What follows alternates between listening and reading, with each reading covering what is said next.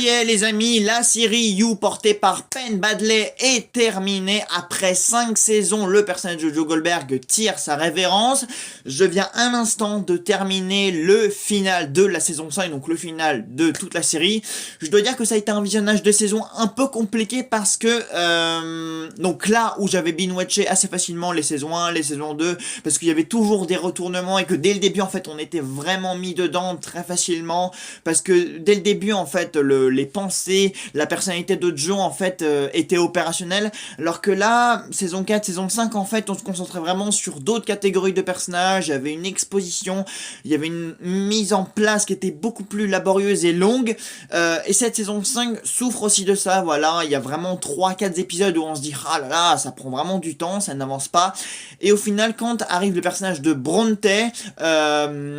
pseudonyme, mais je vous garde, je ne spoilerai pas. Quand le personnage de Bronte arrive, la série prend un détour que je n'avais pas vu venir, donc la série reste quand même dans son imprévisibilité qu'on lui connaît depuis la saison 1. Voilà, toujours nous sortir quelque chose de son chapeau pour nous dire « vous l'aviez pas vu venir celle-là ». Et effectivement, dans cette saison 5, réserve pas mal de surprises, et c'est tant mieux. C'est un final très long qui passe par énormément de détours et de raccourcis scénaristiques où l'on se dit putain mais allez finissez-en quoi, il faut conclure, trouver une issue, trouver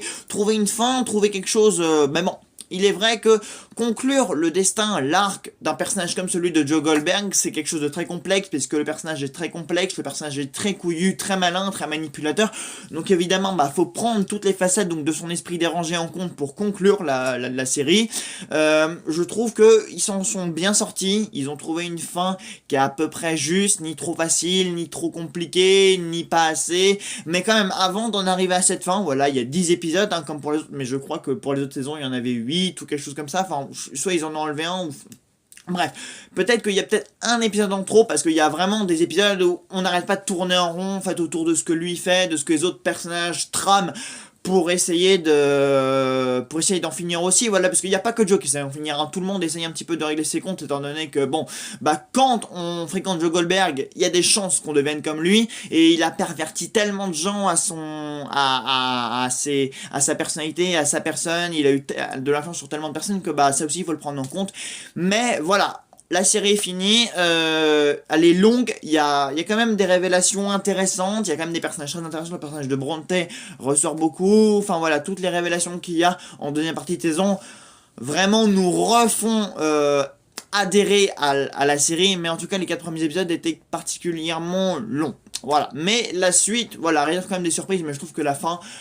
vraiment, j'ai vraiment